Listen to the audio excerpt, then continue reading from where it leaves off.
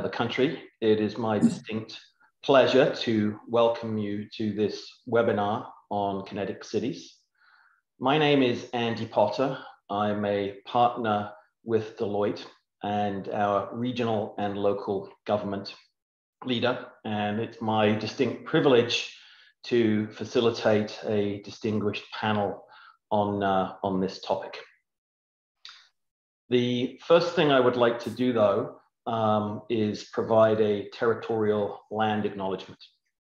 We acknowledge that our offices reside on traditional treaty and unceded territories as part of Turtle Island, which are still home to many First Nations, Métis, and Inuit peoples.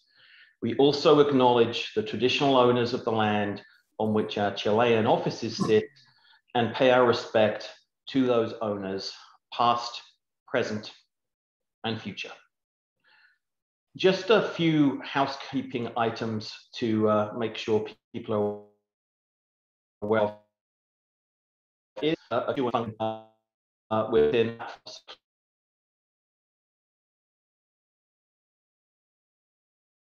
either have those addressed through the dialogue and or we will have time at the end for questions. Also note that both English and French versions of today are also being recorded for your future use. I'd like to start by introducing our distinguished panel. Absolutely delighted to welcome Kim Armstrong, who is the Deputy City Manager of Employee Services at the City of Edmonton. Kim has received her Honours Bachelor of Arts in Political Studies from Queen's University and her Bachelor of Laws from Osgoode Hall Law School. She's also completed the Police Management Certificate through the University of Alberta. She spent 9 years working with the Edmonton Police Service, and then for 12 years held numerous senior positions within the government of Alberta.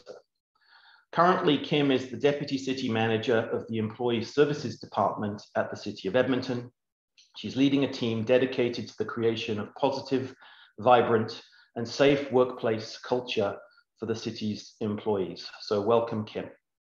I'd also like to introduce you to Sylvia Fraser, who is the Director of Transformation Workplace Strategies at the City of Toronto. Sylvia is an innovative and strategic leader with over 20 years of progressive experience. She has a proven track record specializing in large-scale and complex program and portfolio management, risk management, and critical infrastructure planning and delivery. An award-winning, thoughtful, and energetic leader, Sylvia is currently the Director of Workplace Strategies, Modern TO Workplace Modernization within the City of Toronto. In this role, Sylvia leads the creation of the workplace of the future, modernizing the City of Toronto and the workplace experience, reimagining how people work, where people work, and when they work. So welcome, Sylvia. And finally, I'd also like to introduce you to Stephen Harrington, a partner of mine who is the National Workforce Strategy Leader across Deloitte, Canada. Stephen has been a writer and speaker on the future of work since 2011. With 20 years experience in consulting, Stephen leads transformations in workplace strategy that enable our clients' people to feel personal purpose and impact as the business drives improved results. Stephen is co-author of The Intelligence Revolution, a recent paper covering implication of the future of work in Canada. He's led multiple projects in the last few years, helping organizations build new frameworks and capabilities to stand up future-ready workforces. So welcome, Stephen. Before we get into the formal aspect of this, I just wanted to take a couple of minutes to introduce the key concept of what a kinetic city is. And if you haven't seen or read or downloaded our report on this very important topic, the link will be available through this presentation and is on our website. Essentially, a kinetic city is a city that actively understands, plans, and executes across the three interrelated dimensions of work transformation, workplace transformation, and workforce transformation. As I think Stephen's bio indicated, the concept of the future of work transformation, isn't new and has actually been around for a long time. But what we have identified is the inextricable link between the future of work and also workplace transformation. Where is it actually being performed? Clearly, the pandemic has made a very significant shift on that front. And then the workforce transformation speaks to the people aspect of it, not just from an individual employee experience perspective and capabilities, but also very importantly, as we'll discuss, from a leadership perspective, and what type of leadership skills do leaders within municipalities need to actively nurture, develop, and grow to manage this very significant shift in the workplace. So with that introduction complete, I'd now like to sort of turn it over to the panel discussion. And I think maybe the obvious place to start, and I'll look to Sylvia to answer this question first, is maybe just to provide a broad perspective on the impacts that you've seen to your organization and especially staff as the COVID pandemic has evolved. That's great. Thank you, Andy, and good afternoon, everyone. I'm so happy to be part of this distinguished panel today and speak on a topic that is so close to my heart and that we're leading here at the City of Toronto. So it's a very good question, the impacts of COVID. Obviously, we have all been impacted in so many different ways.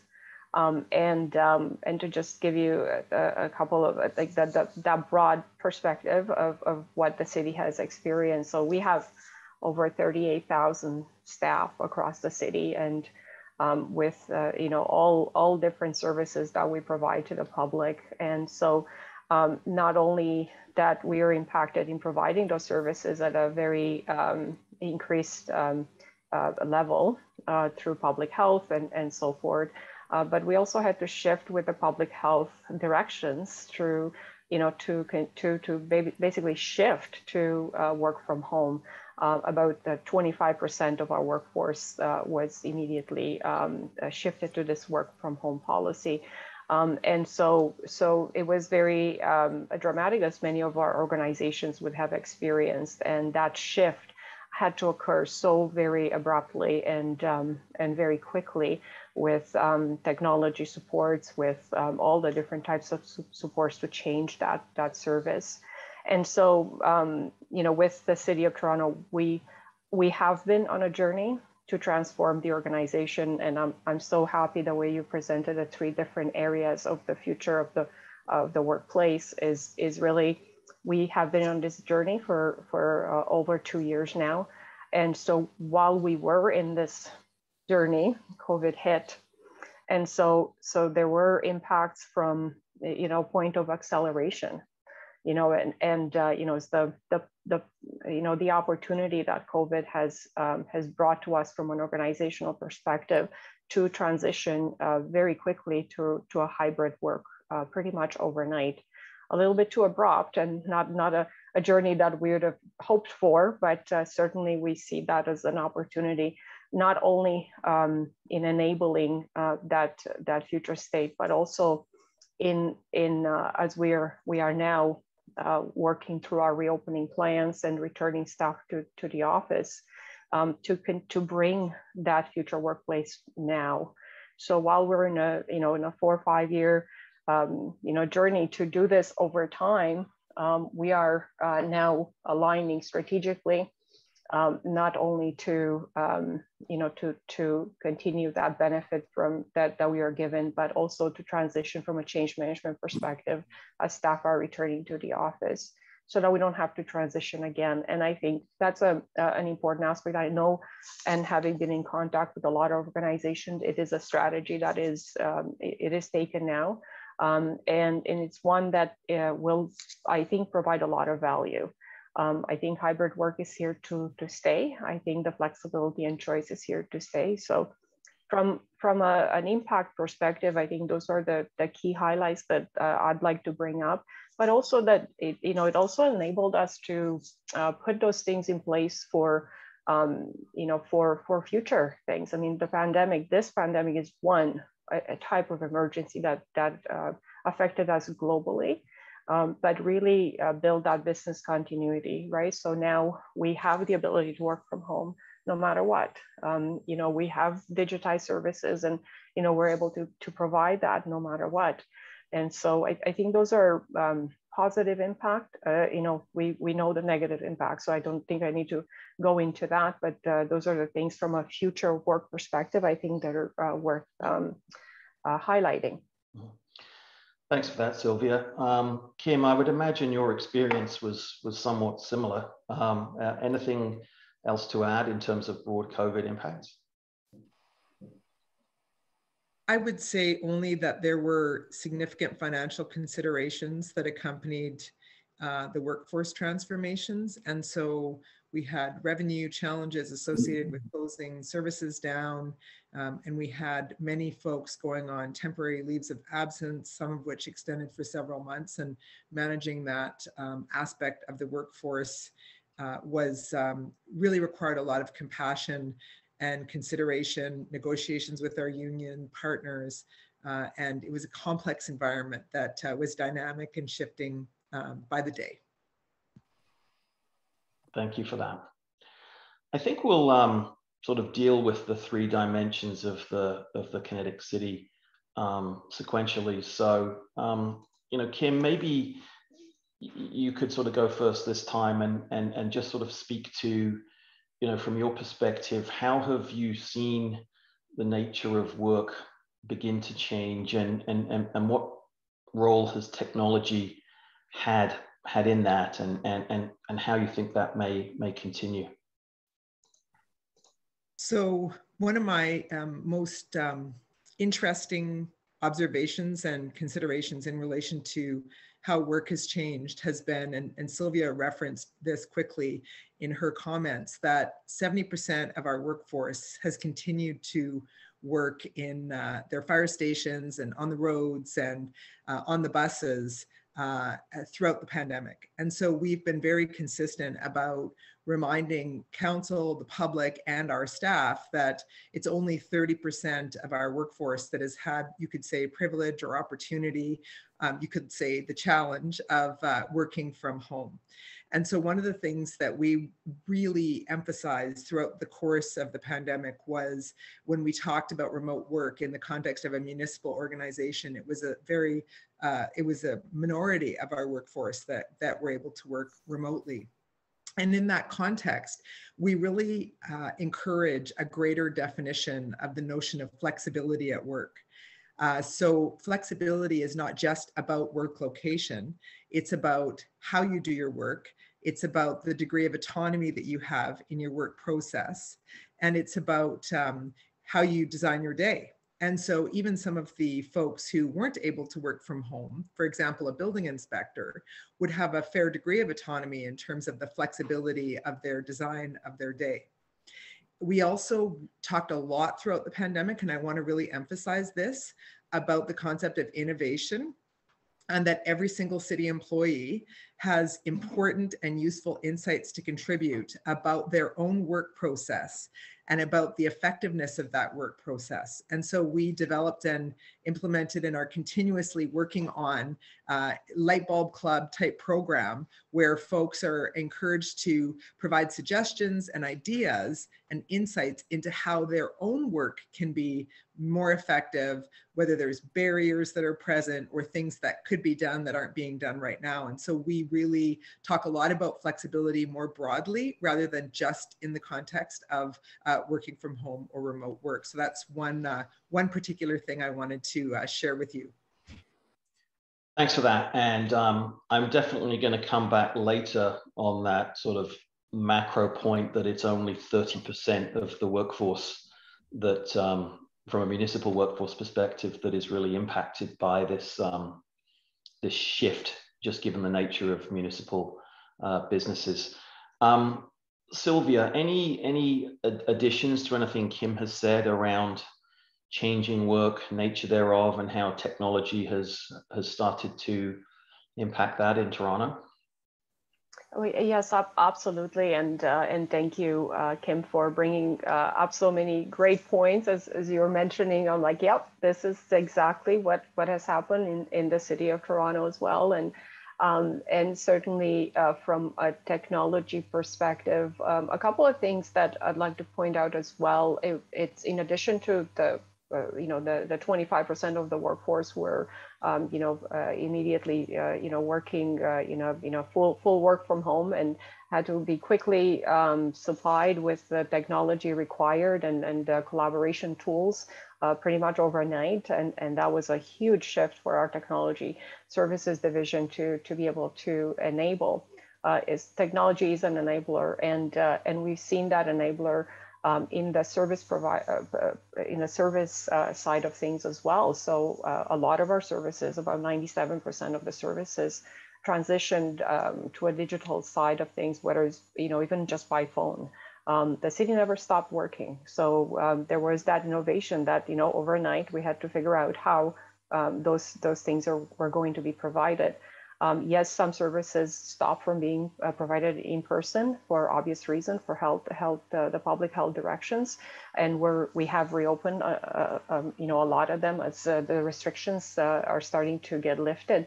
But that enablement of delivering the service in a different mode doesn't go away, and that's a great opportunity for the city. Not only in the service, but also in the in the council and committees and how they're operating, being able to do virtual deputations, and looking forward, being able to continue to provide that option for the public to be able to participate in our council and committees without having to come to City Hall or the civic centers. And so those are great opportunities that weren't just a Band-Aid or fix overnight, but they're here to stay.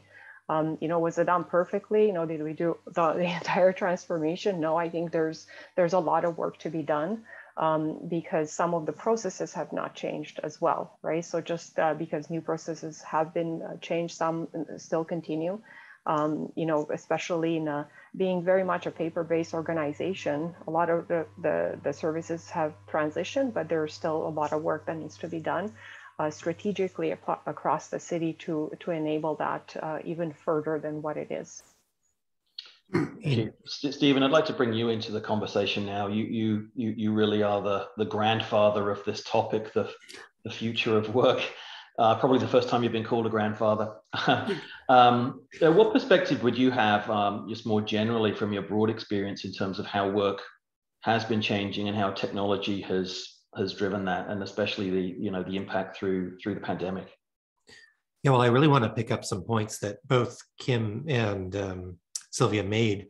It was one of your colleagues actually in another city that just recently said to us, and Sylvia, your comments are making me think about this, the new 100% ready is 80%. And getting used to that. And in a way, what both your stories highlight is that you managed to move your organizations into that mindset that we have to go out there and we have to try new things. Because very much to your points, really, even if you look at all of Canada, about 40% of Canadians will be able to participate in what we think of as hybrid work at maximum, based on the kind of work that they do. So if we want something for everyone, much like you raised, Kim, we have to think not only about where, but the when and the how of work as well. And technology is going to be a big part of that solution. What I find fascinating is one of the lucky things for us as a country when the pandemic came along was that technology happened to just be reaching the perfect point to solve the problems that we faced in very short timeframes. Because a lot of the technologies I'm sure both of you relied on to make your strategies work were actually surprisingly cheap and cheerful. And that what's been holding us back from being more digital isn't necessarily the big investments of massive technologies, but the redesign of work, like your light bulb approach, Kim, of what are the tweaks we can make to work? Where can we take out the dull and the transactional work that makes work less human, less enjoyable, and less productive? and figure out how this post-pandemic workforce strategy for our cities can have something for everyone. I'm also fascinated by, I'd love to hear more from both of you, how all of this has internal implications for how you run the city, but it also has implications for the city itself. I mean, if we imagine, let's say 30% of the Torontonians or Edmontonians working from home, even a majority of the time, that'll have a huge implication on infrastructure, on economic development, not opportunities and challenges. What an exciting time to lead in a city context. Thanks, Stephen. I appreciate those topics. And I mean, I think that broader impact on the broader geography of cities is probably a webinar in and to itself, and maybe we'll go there. Lots and lots of serious considerations there from an economic development perspective. I'd like to kind of shift to the workplace element of this, and I think Sylvia, given your role, it'd be great to hear from you on this. How has the city started to think about its real estate needs and where work can be performed in the future? And as you had referenced, the city was already on a journey in this regard, but this is a really important piece of this. Yeah, for sure, Andy, and that's a very good question. So I'll go more deeper into what this journey entails, and I'm happy that you were partnering with us, and you have been a partner along the way in this journey for sure, and we certainly couldn't do it without you. So our journey began about almost 3 years ago, when the city looked at the real estate assets as a whole, and came up with a strategy to say, what, we really need to think about how we manage strategically, so that, if we need a fire hole here and a daycare here, we need to really make that decision holistically. And so I was fortunate enough to be part of the citywide real estate program that the city launched. And the result of that was actually CREATIO, which is now the strategic arm of the city. It's a city agency who holds that strategic sort of overview. And one of the very first strategies that they came up with was the office portfolio, and it was about, we really are not using the space very well. We need to be more efficient. And by the way, we need to think about talent attraction and talent retention and so forth. Great strategy. This was very well supported by council, who said, this is wonderful. Go in and come back and let us know how you're going to do this. And so that's when we partner with Deloitte in developing this strategy, this work plan as to how are we actually going to do it. And so a lot of analysis about what is our office portfolio look like? What are the needs of the organization? What are the key principles that we want our organization to be? What is that future workplace for the city that we are envisioning, that we can roadmap?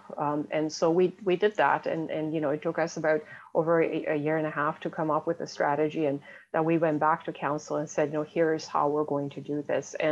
And so we're now in the process of pre-implementation. But just to give you some highlights as to what does that actually mean. So we're consolidating 55 locations into 15. We're collapsing over 32 leases. Our office portfolio within the city and with the 4 agencies in scope that we have, it's over 14,900 staff. And so it's quite large in scope. It's very complex. It takes a lot of compassion and a lot of thinking about the how. It's not just about the physical space. Yes, we want to consolidate, and yes, the city is going to save a lot of operating costs, but we're also going to enable the flexibility and choice. We want to make sure that the staff have the ability to work in different city locations. Why should you drive all the way to City Hall when you can work in another civic center, for example? And that's enabled for everyone. To Kim's point, it's not just the office staff. We're not treating the office staff. So a lot of the policies and the visioning of the future of workplace actually applies, to the whole organization. And so that is what we're looking at from a real estate perspective.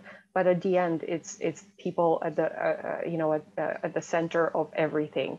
We wouldn't have a building if there wasn't a service, or there was a service to the public, and there were city staff who were going to deliver that service. So we always have to, our principles are always with that in mind, whether it's safety, whether it's talent attraction and retention, whether it's enabling tools and innovation to create that.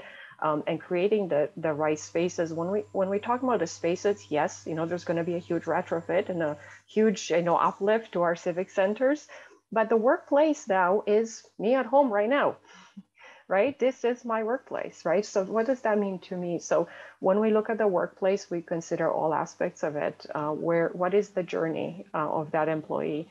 From the time they come in, whether they start at home, whether they go to work, and what is that leadership change and that needs to happen. So that is the journey. I know I've said a lot of things, but yes, there's a consolidation of real estate. Yes, there's a lot of saving, but the benefits of this program is ultimately are for the staff and for the public at the end of the day. Before I just ask to hear Kim's sort of views on this, just quickly, Sylvia, obviously you've been on this journey for a long time. It started pre-pandemic. Has anything changed based on what you've learned? Absolutely. And so one of the things that happened just at the onset of us hitting the ground running was COVID. I actually started this position in this role during the pandemic. And one of the things that happened was through our reanalysis and through engagement of the entire organization, whether it was a frontline staff all the way to the leadership. And one of the things that we had learned is that more was possible. So it wasn't about just that, oh, yes, we had a plan and we're going to stick to plan. It was like, oh my God, yes, this is, and we were actually able to crank up the mobility ratio that we had come up through this program. So when initially we went to council, it was a 1 to 1.3. So that meant, 13 staff to 10 desks. And through our heavy engagement and workshops that we did led by Deloitte, we actually understood that more was possible. And we are now working with a ratio of 17 staff to 10 desks, 1 to 1.7. And that is huge. We're actually able to consolidate even more real estate. And those came from hearing the staff to say, you know what, yeah, 2 to 3 days a week, it's desirable for me. And so that translates to a different layout of what that real estate would look like. And so we had to adjust our plans and really continue that engagement with the organization as to, yes, here is what's happening now. We also change our principles. Because of so health safety became a huge aspect. Yep. Business continuity, resiliency was huge. So that actually changed slightly the scope as well, to say, yeah, we need to think about this. We need to think what the standards might be, that the design standards for the workplace will look like. We need to think what other types of tools we need to have in place because of the things that we've learned through COVID. Thank you for raising that. Thank you. Kim, obviously Edmonton is a geographically smaller city than Toronto. How have you been thinking about the real estate aspect of this and what changes either before, during, or potentially after COVID do you anticipate? So Sylvia covered this topic so beautifully. I have very little to add. We're doing similar work at the city. We're looking at flexible workspaces, much like you, Sylvia. We recognize giving up your office, if you have one, is an emotional experience for people. And we've really worked hard to support individuals to understand the benefit of being able to work from home. Let's say 3 days a week might lead to the need for more flexible workspaces.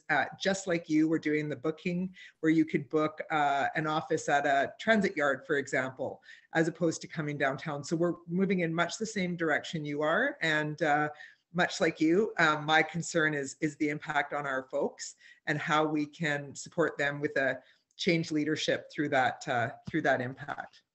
Great, thanks, Kim.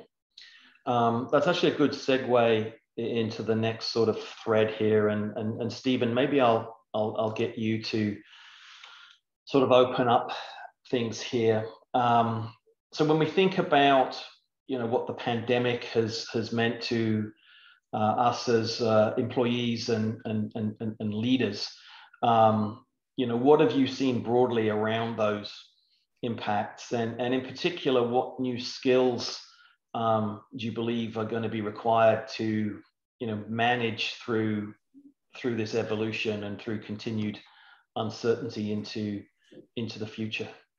You know, I think Sylvia mentioned this earlier, and maybe I'll underline that it hasn't all been rosy, and that's been particularly true for leaders. So, you know, on the plus side, of course, we've had more flexibility as leaders in our own personal lives to be closer to our families and in our non-work lives, which sounds great.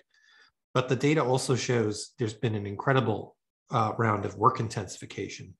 Many leaders have found that along with that flexibility has become sort of a blurring of the lines of when work starts and when work ends, very long work hours. And many of us are trapped in endless Teams and Zoom meetings with very little time in the day to do work. And that's all put a real pressure on leaders to lead differently, and also on leader wellness. And I think we need to, it kind of goes back to what we talked about earlier. How do we redesign this work, even for leaders? And we tend to think of leaders last. Sometimes we were in an emergency, so we were trying to make sure that our staffs were okay, and that was put on the shoulders of leaders. But now, how do we reconsider these roles and the day-to-day sort of battle rhythm of what a leader does? But the other thing to keep in mind, of course, that many of us were also leading remote as default teams, if you will. So people who were not going into the office at all. So many leaders had a team where everybody's experiencing work the same way at the same time. So if you put people on a Teams call, they're all on Teams. They're all working from home. That is actually substantially easier than hybrid. Hybrid's going to require a whole new set of skills to be able to make sure you're including people who are in the office and people that aren't, and making sure as a leader that you're also demonstrating that flexibility by not playing one of those modes of work too much more than the other, so that you're signaling that both types of work are valued and are important. So a lot of the kind of core leadership skills around execution, collaboration, inspirational leadership, they're all the same skills, but they need to tweak a little bit to keep up with this hybrid context. And I think leaders need tremendous support over the next few years to wrap their heads around that and rally the workforce through the change that Kim was highlighting. We've only just begun. Mm-hmm. Those are great points, Stephen. I mean, it's really interesting when you think about how things have shifted. I think we can all think about moments in our career when we were the person who wasn't in the office. There was a speakerphone in the middle of a meeting room and you were on the phone and you couldn't hear anything. And it was a very lonely place to be. There's almost potentially a pivot now where if you're the person in the office and you don't actually have the right type of camera in the office, you're the person who's actually not connected. So it's very interesting how this is going to evolve. Well, and Andy, it reminds me, we talked about technology earlier, but another great example of cheap and cheerful technology. There's quite a few options in the market now. We have one in our Montreal office that's basically a speakerphone, a Jabra speaker with a 360 camera on it. And it generates a picture for Teams, exactly like the ones we have right now, so that the people in the office are all characterized exactly the same way on the screen as those that aren't. It's a really simple technology, but it's amazing how big a difference it makes in your ability to clearly communicate when you're not in the office. Absolutely. And I can now hear all those Google searches going on of people looking for 360 Jabra speakers. Kim, I'd love to hear your thoughts on this leadership point and the impacts that you have seen on the leaders within your organization and sort of what you're trying to do about it. Thanks, Andy. My favorite topic to talk about, so I appreciate the opportunity. So there's a couple of the city's leadership competencies that I really feel like we've doubled down on over this last couple of years. The first is inclusivity. So we're in a context of a high level of polarization and strongly held opposing views on many subjects. And in that context, we are talking to our leaders about focusing on listening carefully to other people's perspectives, understanding that their views are based on their lived experience and what they've learned and seen in their life, and approaching them from a place of open-hearted curiosity instead of judgment. So questions like, I'm curious as to what brought you to that perspective. Can you tell me more about how you formed your views? What, if anything, could change your mind? Is there additional information you would consider relevant? So simply put, we're encouraging our leaders to listen to understand, not to respond, and to remember that the more uncertain we are, the more questions we need to ask.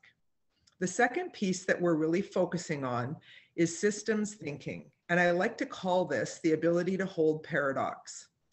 So we can become narrowly focused on our own experience and fail to or be unwilling to see the bigger picture.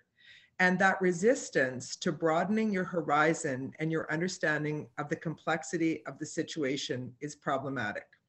We have to be willing to engage in both and instead of either or thinking, and continually remind our folks of the need to adopt this perspective. So I'll give you an example. We're hearing a lot of people say right now, I don't want to return to the workplace. I like my leggings.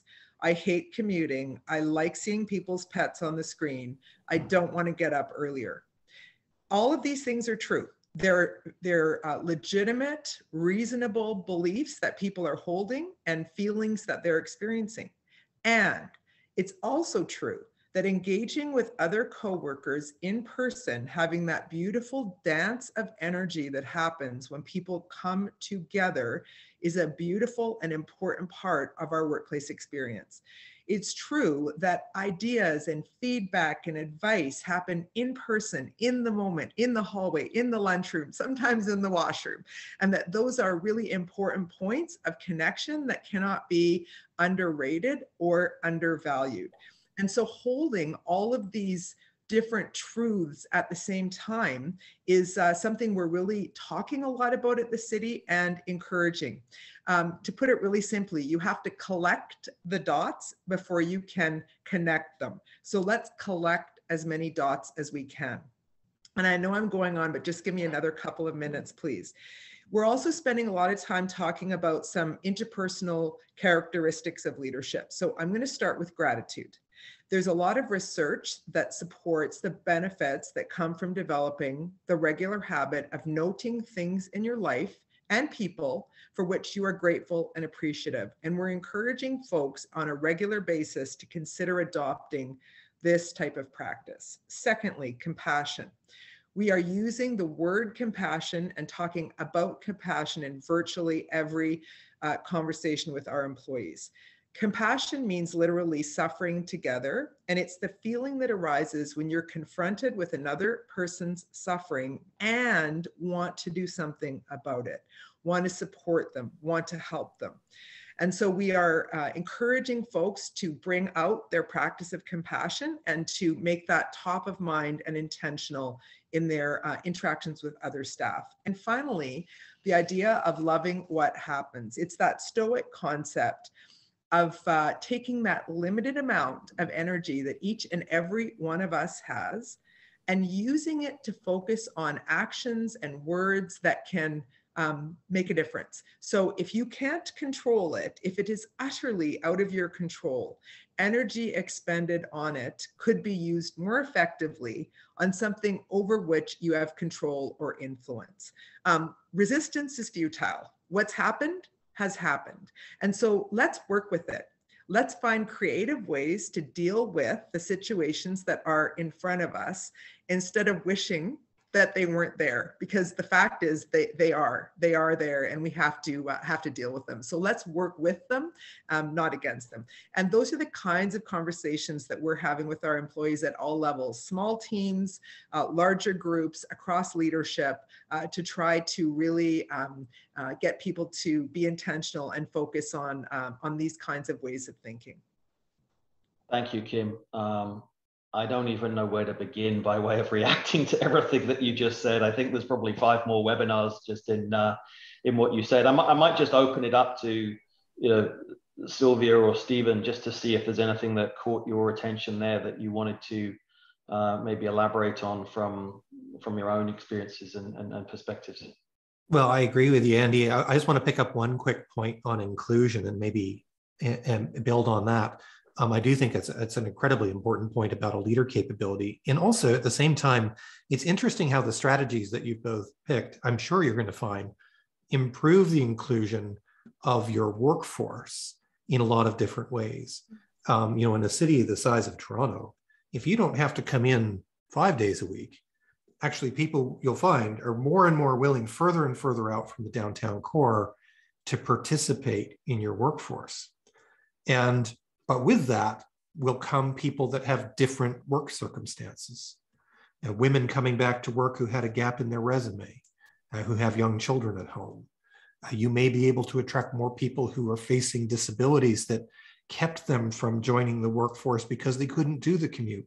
So many reasons why what Kim's saying about inclusion is so important, because while that's an opportunity, leaders are going to have to be able to keep up with that and integrate that and find ways to bring those teams together.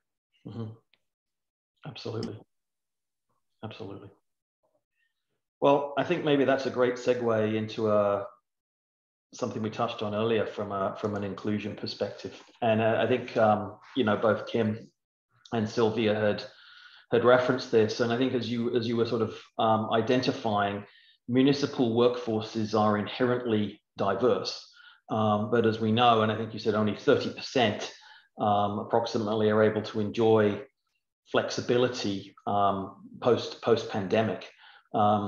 Given that some work is tied to locations or is inherently in the field, how are you thinking about managing that tension and the challenge to perceived equities or lack thereof, given some of the remote work that we're talking about? Sylvia, perhaps you could go share your thoughts on that. Yeah, it's something that it's a complexity that we've worked through the entire pandemic, and we're thinking through for the future as well.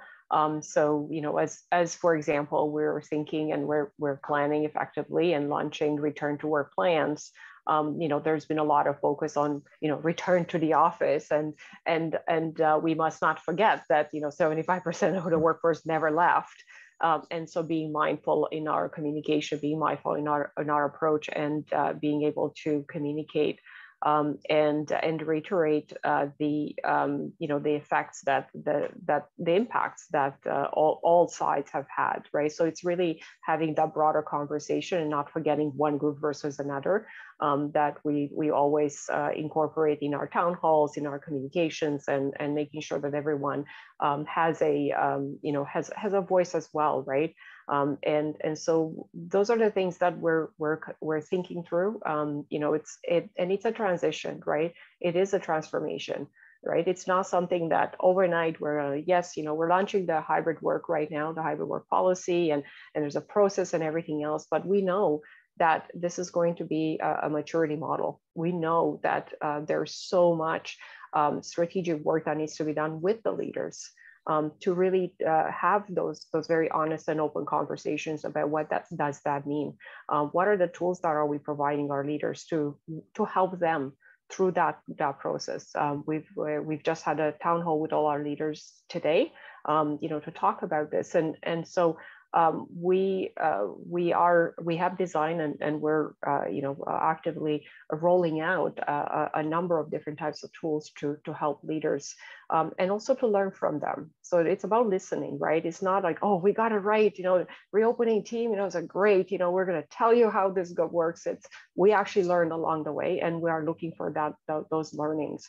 Mm-hmm. My experience as a leader working from home may be very different than someone else, and active and intentional engagement across the organization has been one of the key, I think, and it will continue to be a key, because we are in this all together, and some of those things we've never done before. Mm-hmm. And even some of the effects, we may not actually be able to see the effects of it, right? We do analysis, we do like, oh yes, this is going to be the impact, and we do our best, and we assess the risks, and we assess, all the possible outcomes. But the reality is we actually don't know what the outcome of the pandemic on the workforces generally is going to be. As we move forward. And it's something that, it's like planting a plant. You just kind of have to, work with it and, make adjustments and maybe move it here, move it there, give it more water or less, or, so I think that it's a continuous transformation. And it starts with being honest, being very open, and listen and learn, because we're all learning together. When we talk about leadership, just one other comment I wanted to make for me is the leadership starts with leadership. So it's almost like we have to see ourselves first before we can, pave some way. And also a critical component of that is the actual workforce. So, we have to work at all different aspects of the organization when we make these decisions or policies or different directions, so that we are informed. And over the many different attempts to return to normal through the various ways, we learn each time. We've been at this 5 times. And every time there's like, oh my God, we shall never do this again, or like, oh, this worked really well. And all surrounds around leadership. It all surrounds about, what is that experience of the person, and have we put ourselves in their shoes? And what's that middle ground when we actually make these organizational decisions that have huge impacts. Thank you. Kim, what's your perspective on this new dimension of inclusion? How are you thinking about that in Edmonton? Yeah, so I concur again, Sylvia, with the processes that you're following. We're doing something really similar in terms of lots of webinars, lots of town halls, lots of meetings with folks. So I won't repeat anything you've said, all of which was brilliant. I'll just add a couple things.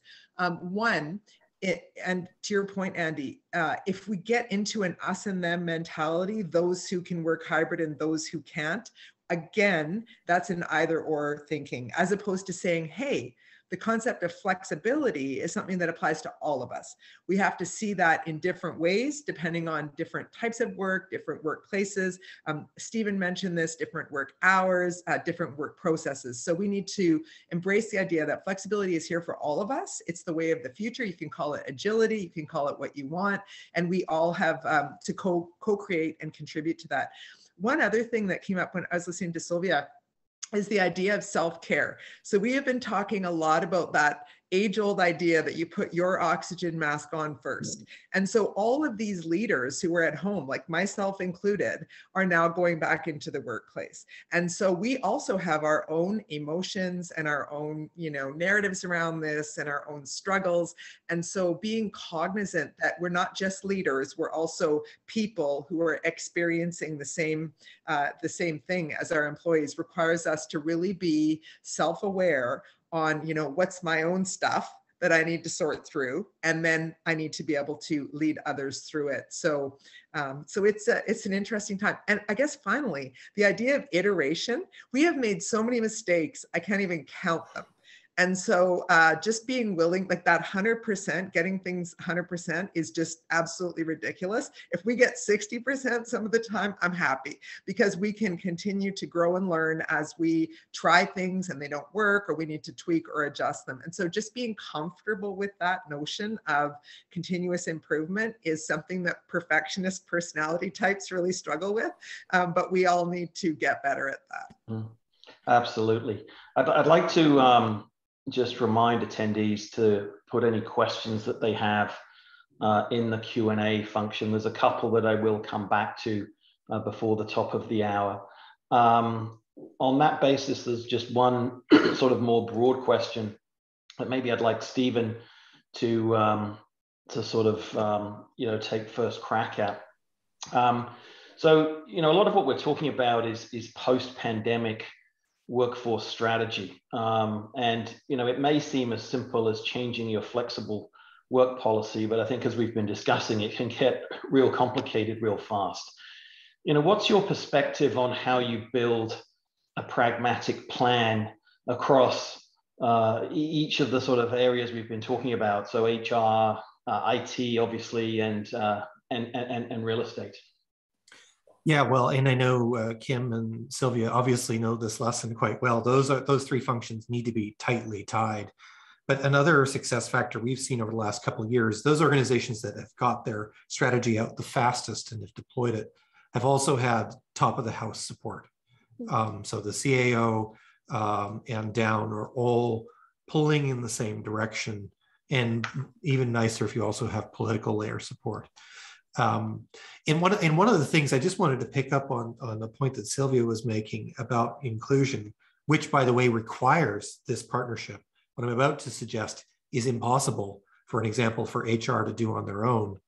And that's to really get an inclusion, we have to redesign work. And, I actually think that this is one of the things we talk about in the future of workspace a lot.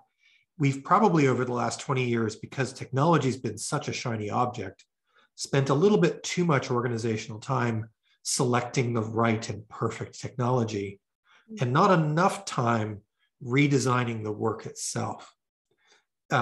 We have a client, I'll give you a practical example. I think this kind of job has come up. They had field workers. They wanted to include, they wanted, just as an example, to say, we want something for everyone as a principal. We've got all these field workers though, how the heck are we going to include them? They can't work outside of the office at all. They're in the field 100% of the time. So we took a close look at the day of these field workers, and most of them began their day, 2019, of course, began their day at home and commuted like everyone else, only to arrive at the depot, pick up their company truck and their orders for the day, and then off to the field. So the really simple application of the something for everyone principle to get at this job design concept was to just figure out how to get that company truck in their driveway at home where it was possible. And that sounds like a small shift, but if you've ever done that kind of work, that's a massive change in your day, gives you back some flexibility, some when, as Kim said, but it also feels like autonomy and trust. But that was just the beginning of the story. Then the people who managed that work said, oh, and remember we have that tech roadmap where we're going to invest in some sensors and drones and data opt-in programs. If we could accelerate those things, now those field service workers have a tablet in their hands, a data analytics skill. They're more future-proof than they used to be. And maybe they could spend a day from home now and then. Now, that's a little bit of a design, what I mean by work redesign. They started with the idea of what the work could be. And then they worked backwards to figure out what are the technology and process and skill requirements to make that work come true. As Sylvia said, that's a lot of work. And there are a lot of roles to think through. But I think that's one of the dimensions in play here. Thank you for sharing that story, Stephen. Very, very impactful. Kim, maybe I'll just turn to you to sort of hear your thoughts on an integrated workplace strategy post-pandemic. How easy is that going to be for you? I also love that example, Stephen. That was brilliant. That was so cool to listen to. So just a couple things I would add to what's already been said. Again, I won't restate anything we've already talked about. Communications is essential. So making sure that our comms and engagement team is deeply connected to the workplace planning team has been one of our big successes, because they've given us advice every step of the way. They've helped us avoid some pitfalls and have made sure that we have consistent messaging and sort of what I call equitable communication across the organization in different modalities that reaches, all our employees one way or another. Stephen quickly referenced the need for executive leadership, and I can't say with enough emphasis how important it was over the last 2 years to have regular check-ins with the executive leadership team, because things did pivot and shift, and needing to have their awareness and their direction and their guidance on major policy pieces as we were moving forward was really important. One of the things that we didn't do with an intentional focus at the beginning, but we are sure being asked about a lot now, is productivity. So we are continually asked by council and others to demonstrate that remote work, for example, that folks working from home are equally productive. So we've looked, and I won't get into detail on this, but there are some quantitative and some qualitative thinking around how you can do that. And so definitely where we've landed at the city is really, really strong performance planning. So really great conversations between employees and their supervisor on expectations, on outcomes, on hopes, dreams, and ambitions over the course of the year is really important to be able to have that planned out. And it may shift or pivot, but to have it planned out for each employee at the start of the year. We have not gone to measuring productivity, for example, by looking at the amount of time someone is on a device, although that is something that is sort of out there in the ether. And I just wanted to see if there's any other notes. Yeah, I think we've pretty much covered the rest of what I would have said in this regard. So thank you. Thank you, Kim. I'm going to turn now just to a couple of the questions that have come in. And Sylvia, maybe you could sort of share any perspectives that you have on the first question, which is really speaking to the extent to which you provided duplicate tech hardware to people who were working at home, and how that ended up being sort of sourced when, why, and by whom within the city. Right. So yes. So at the beginning of the pandemic, as we shifted the office staff to work from home, we have allowed staff to take assets from the buildings. So whether it was a chair, a monitor, whatever it was, a tangible asset, to enable that work from home, in addition to the laptops and everything else. So what we have done in the meantime, as we prepare the organization to return we've looked at what is now missing in the buildings, and to replace some of the tangible assets that have been taken home. So for example, chairs and so forth. Technology, we know there's a global supply issue right now, so we're struggling with replacing some of the on-site technology that is needed, whether it's monitors and so forth. But we have prioritized with our technology services as to what was necessary and to enable that collaborative hybrid work. So we know teams are going to be hybrids, so you can have half a team in the office and half at home. So we did place emphasis on the meeting rooms to be set up, at least some on each floor, just to make sure that enables that. But the question is particularly how do we support the organization going forward? So we are in the process right now to develop a more robust program. Divisions are continuing to supply or the divisional cost, whatever is necessary for the employees. We also, like any organization during pandemic, have acquired new staff. So obviously they didn't have anything in the office to take home, so therefore they needed to be supplied with the necessary equipment, and the city had provided that with each individual. But we're looking at a more corporate approach. We haven't finalized it. We're in the process of doing that. We have existing processes by which we continue to supply those necessary assets, but they are very much decentralized by division. So to your question, I hope that helps. Okay.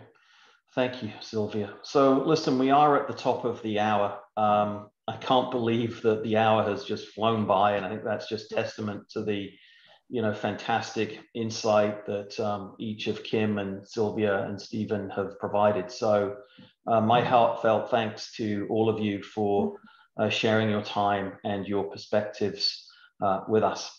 Once again, to those who joined, thank you very much. The session has been recorded and it will be available after the fact. So with that, we'll bid you all farewell and wish everybody a fantastic rest of your day. Thank you. Goodbye.